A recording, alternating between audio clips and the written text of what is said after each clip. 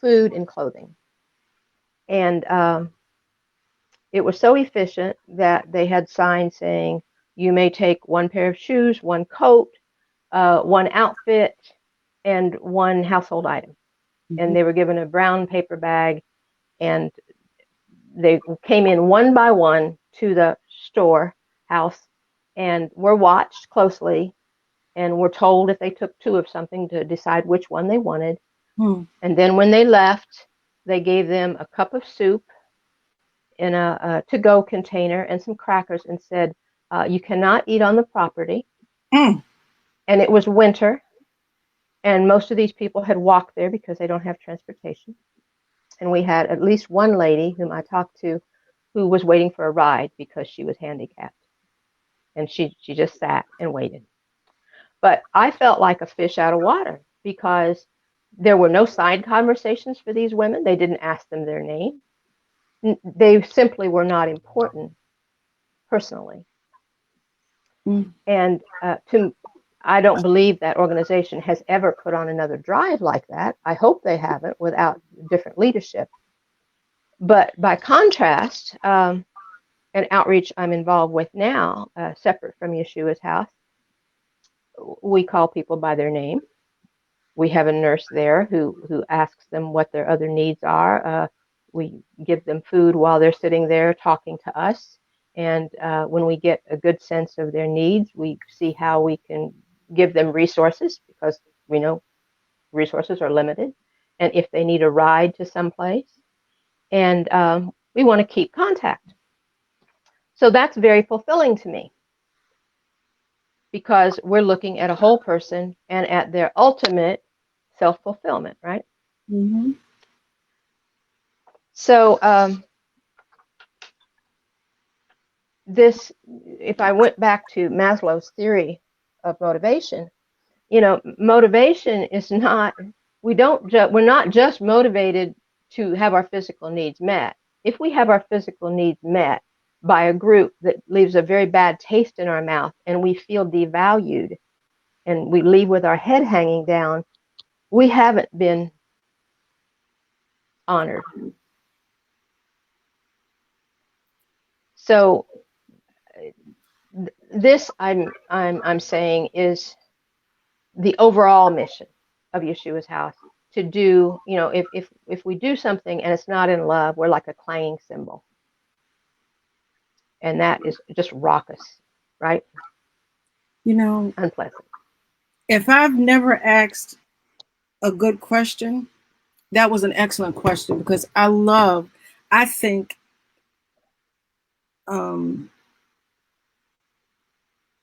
think what you have said has given the listeners and viewers a bigger insight into what you represent. It's not just giving them somewhere to stay till they can get on their feet. You know what I'm saying? I really like the way you explained how all of this comes together, the wholeness of the individual. You know what I'm saying?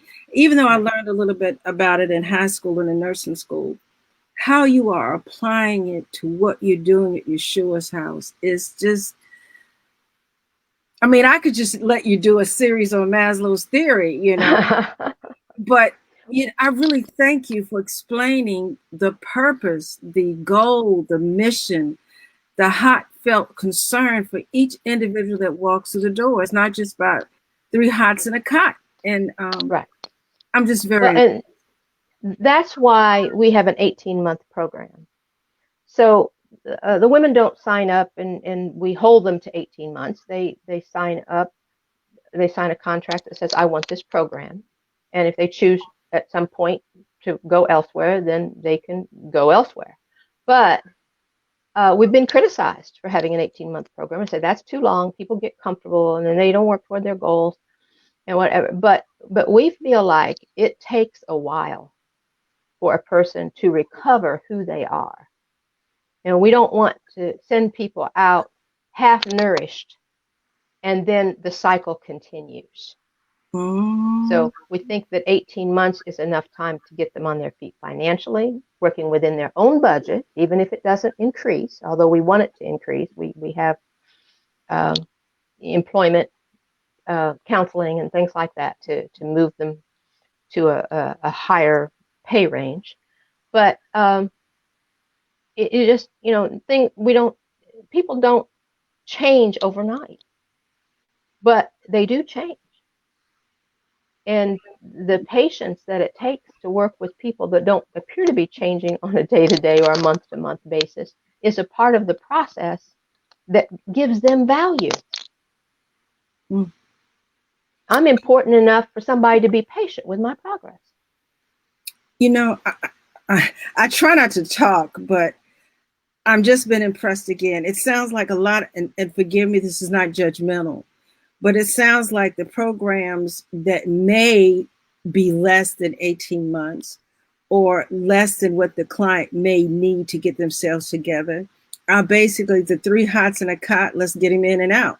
So it just like a revolving door. But for you to say, and not everybody stays 18 months. They No. stay until, but they have the option. But That's right. cut them off before they're ready without the option, to me, may be something that the other facilities may consider. But I understand it's about turnaround. It's about, getting compensated. It's about a lot of things. But you at Yeshua's House have taken all of that in consideration and still say, I'm going to be there for the holistic approach. In other words, it's not just 3 hots and a cot. You have emotional instabilities. You have a lot of things Yes. that come into play when these individuals with or without children come there, and you're doing an amazing job. So again, I try not to talk, but we're facing some difficult times, not just with COVID-19. Now we have a lot of stress for other reasons, and families are breaking down, and finances are breaking down, and tensions are high, and domestic violence, and not just husband, wife, or spouse, but you got children against parents and elder abuse, and a lot of things coming into play. So I commend you for giving them the option to get themselves together in more than just one way. So again, sorry for interrupting. No, So no, we're it's gonna a talk conversation. It's a conversation. Well, that's why we say that people are investing in healthy families when they invest in Yeshua's House, because we want the family to leave, however many members come into the home, we want each of them to leave healthy. And an investment takes time. It does. I'm sorry, I interrupted your topic, and your topic No. today was, I got it written down, I really do. I like that part. It says part 2 of Maslow's hierarchy of needs. It's a theory of motivation. So let's continue with your main topic. I interrupted you and had you go back. We're going to talk about a theory of motivation. What is a theory of motivation, Angela? Well, people are very complex. So we're motivated by many things. Those of us who have children know that what motivated the first child doesn't motivate the second, and maybe not the third. That they need different motivating carrots, right? To do right or whatever. But so it's a theory, and it's been changed some since Maslow created it. But that's the subtopic. The topic today really is our abilities are also needs. There you go.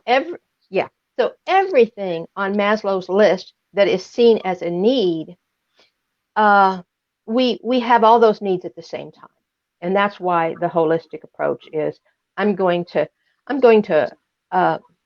honor the women and the children in our home and recognize their abilities and their personal their positive personal attributes. When I see it, I'm going to recognize it. Oh, you are a gracious person. We want to make you the greeter on support group night. That kind of thing.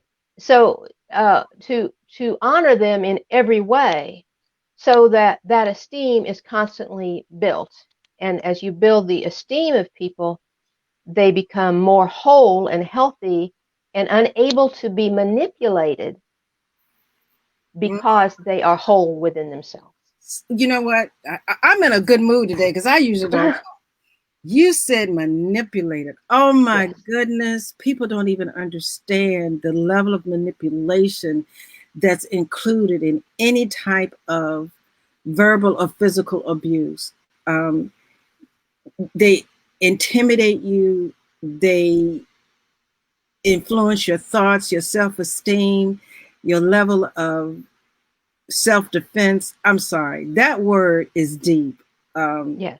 you Yes. use that word, but I take it strongly. You're very manipulated when it comes to any type of injustice. So I'm gonna be. And often, no, and often the person who is being manipulated doesn't see the strings on the puppet. They don't see that. They're just responding. And so that's a part of the education we need to give them is that no, honey, that's manipulation. Mm-hmm. You know, we have a lady whose whose money was taken as soon as she got it uh, by her significant other, and he would not allow her any funds to buy personal hygiene products. That is a level of disrespect that is unthinkable to somebody who doesn't have a manipulative mentality because he's shrinking her own self-esteem by denying her something so basic. Um, so I wanted to mention that right now in our home we have ladies who seem to have the artistic skills, with hair and with singing and with crafting and with freehand art. I mean, other times we've had a lot of women who are writers. So I don't know, God puts them together. But right now, that's who we have. We have these creative personalities and these gifts. And, without somebody calling attention to that as a gift, they may never reach that self-actualization of exercising those creative activities, whether they do it for money or not, but exercising them and feeling good about them and passing it on to their children. You know what I mean? That is fulfilling, Mm-hmm. and it's a part of the joy of life. Um, before I came, before we talked, I had a call from a board member today, and you all know her, so I'm going to call her by name, Karen Jane Casey, who does a podcast with, Yes. um, yeah, Karen, Turn to God with Karen. She does a monthly podcast for you Yeah. and in other areas. And she said, look, I called because, well, I'll give you a little background. She's been a facilitator for our support group and for our financial management class. Okay. And she called and said, I've just finished my fourth book. Hopefully it'll be out this year. And it's just flowed. It's just flowed, Angela. She said, like no other book has flowed. She said, I feel like I'm in my element. And we talked about, you have seasons. You talk highly about seasons. We have seasons for certain gifts, and I've ministered to the ladies. She's also a domestic violence advocate, but now my time is to write. So I'm not going to be going to these monthly. I'm not going to be a facilitator at these monthly events, but I'll come as needed. And she is an advisory board member still. So all I could do is apply, right? I can say, oh my gosh, just cut us out, right? No, no. One of the purposes of any organization, whether it's for a board member or an employee or a manager or whatever, is for them to reach their potential Oh and yeah. for their gift to be manifest. So Absolutely. in this season, this gift of hers is manifesting greatly, and she wants all her time to be a full-time writer. Absolutely. So on the heels of that, I talked to a graduate of Yeshua's House, and I told her what my topic was, and she said, oh, oh, that is so true of Yeshua's House. The purpose.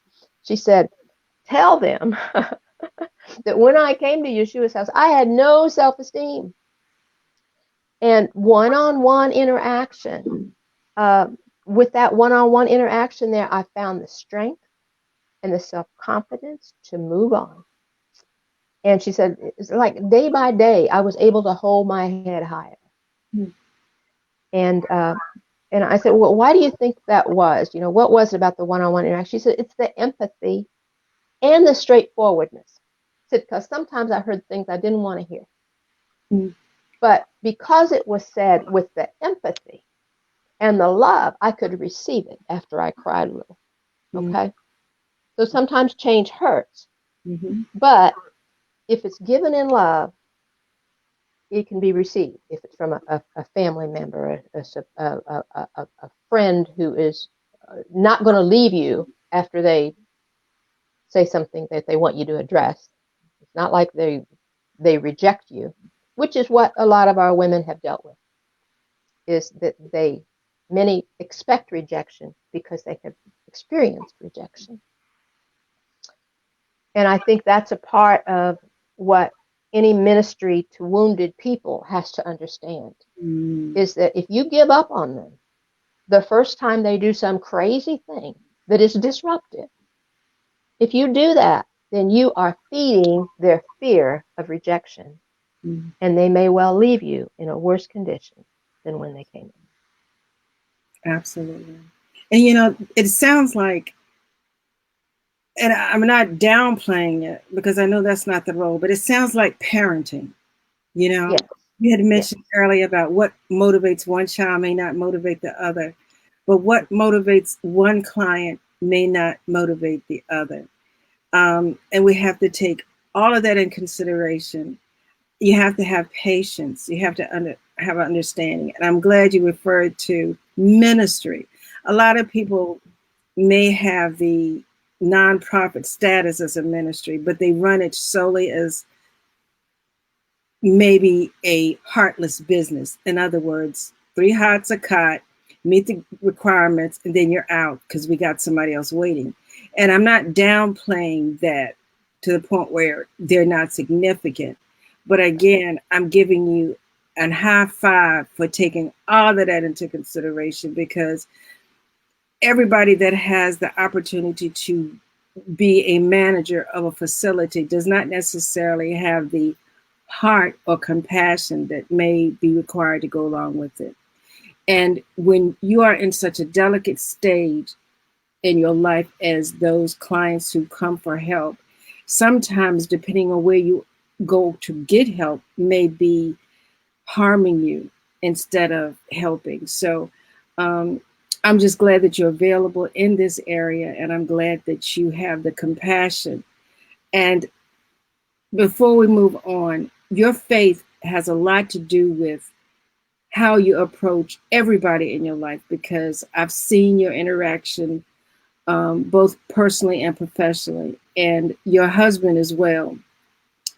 You have never made it a point to say, if you don't believe as I do, you can't come into Yeshua's. no.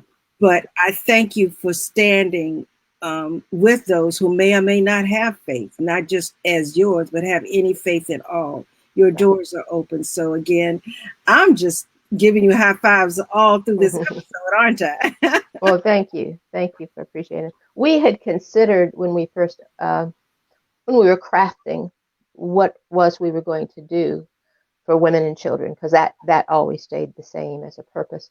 But we had considered doing the emergency housing, and we felt like, you know, there is emergency housing. There's never enough of anything because there are limited resources. But what we don't have is a transitional home that will give a person 18 months to get on their feet. So we feel like we're filling a very big vacancy, and are overjoyed when people say, how do you do that? I want to do that. And we do. That's another one of our missions, is we want other people to say, I can do that. I have an empty house, or I have property, or I just have the will and the compassion. And we would love to see these things just flourish across the nation. I'm loving that because you, I know we're probably going to have a part 3, everybody, because I'm doing a lot of, but you just recently, if I'm not mistaken, didn't someone just recently have a fundraising drive for you? Yes, yes. Tell us. Mary Foley. Mary Yeah, Foley is the president of the Virginia National Speakers Association, and she's also a business coach and a friend of ours. And she she came up with the idea of having an online fundraiser and giving her business expertise and interviewing three or four other ladies who are business ladies who have found a way to keep their businesses afloat in spite of COVID-19. And she said, I'll charge $25 a piece to for anybody who wants to, and all the funds go to Yeshua's house. So Mary raised $2,186 for us, and it took nothing out of our pocket. So in a time when you can't do anything face to face, well, what a godsend, right? And of course, our women have been laid off. Some have been unemployed entirely, and some have reduced hours. And we told them from the beginning that we're in this together. We're going to make it together. So don't stress over that. Do what you need to do. We continue to have a financial classes. Make the most of what you do have, and we're going to make it together. So that some of that 2,000 is going toward matching funds for women to, because we're 18 months, we're not free. A woman has to pay $475 for a single woman, $525 for a woman with one child, and we're able to give some matching funds depending upon that woman's financial circumstances to meet that gap between her income and what our fee is. I love that. That's why I brought it up. I'm not trying to do a shameless plug for Mary, but what I'm trying to do is encourage other people. You may not have the funds yourself, but just the way that Mary, a businesswoman, came up with the idea to not only promote other women, talk about COVID-19, but offer in exchange for the $25 donation to get access to the interviews, she also gave them a copy of her book. If Yes. there's something that you think you can do, especially virtually with everything that's going on, to help this organization, please contact Angela Brown, because everything helps. So nothing came directly out of her pocket to help support this, but yet it filled her pocket. So again, I encourage you to think about things that you can do to help Angela Brown at Yeshua's House in Petersburg, Virginia, to help those who are in need of such a home as the transitional home that she's made available. So Angela, I know I've done a lot of talking. We're right around at 31 minutes or so. We're probably going to have a part 3. But in closing, give a word of encouragement for your listeners while dealing with not only COVID-19, but the unfortunate situations dealing with, racial injustice and Wow. all of the things that are going on that may distract them from being positive. Right. Well, one of our board members, because quite a few of our board members have been in these situations with uh, domestic violence, and she said when she saw that picture of the cop's knee on Mr. Floyd's neck, that it just took her back to when that's what her husband did to her. And she said 9 minutes he was taking the pressure off and then putting it back on, off and on, off and on. And she said that means he was watching him die and he wanted to do it slowly. And she said, so I saw that and I realized what this man I married, what his feelings toward me were. And thankfully, she was able to get out of that. And what she said was, one moment when he took his foot or his knee off her neck, she said, "I told." And by now you might know this is Karen Jane Casey, which is in her book, okay? And she's going to be talking about it on one of her podcasts. Said, yeah, so that took me back. So strangulation is not the same as choking. That was strangulation.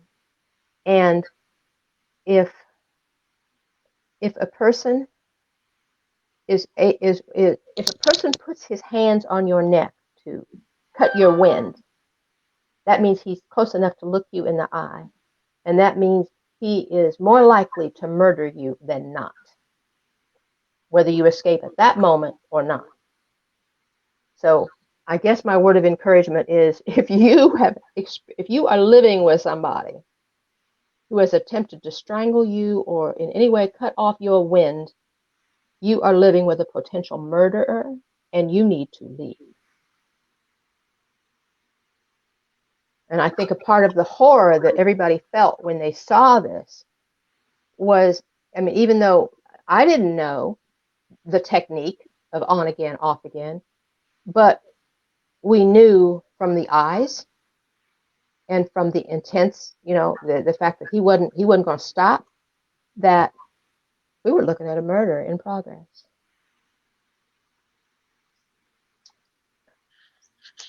So that's why people are upset. And he had the audacity to do it while people were filming and with other cops around, which meant he didn't think anything was going to happen to him. And the fact that he knew him personally, that he worked together. Yes. He knew him. Yes. So it's a lot of emotions, but what I want to say is, yes, I knew it was Karen, and I'm glad I didn't cry, but her story, there's a lot of stories out there, don't get me wrong, but because I know her personally, and to hear her talk about it is even more emotional for me than to read it. But Karen, among so many others, have experienced and survived. But I want to take this time to join with Angela to tell you, when people show you who they are, believe it. We're not saying put yourself in further harm, but don't confuse needing someone with being controlled by someone. So that being said, this is Angela Brown with Limited Resources. She comes on every first Tuesday at 5 p.m. East Coast time, live on Storm Talk 365, Miss Benita Claiborne's page.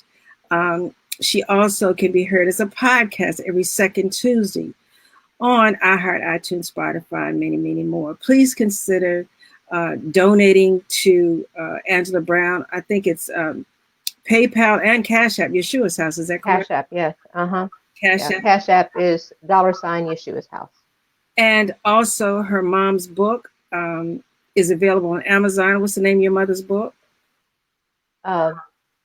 Mary Tells Her Story. Mary Tells Her Story, which is an absolutely amazing, I must say, biography of her mother. But if you buy directly from Angela Brown, inbox her or email her, all the proceeds go to Yeshua's House as opposed to giving some of it to Amazon. But again, I encourage you, if not Yeshua's House, please consider supporting the other transitional homes or emergency shelters for all of those who are in need. And also, again, if you think of any idea that could help raise funds for not just Yeshua's House, but other homes in general at this time, please consider doing so. This is Ms.B, Positively Ms.B, coming to you live on StormTalk365Radio.com, where myself and other podcasters, as well as Angela, help you to talk to the storms in your life. All right, everybody, we talk to you next month on Limited Resources. Bye-bye, everybody. Thank you, Ms.B. You're welcome.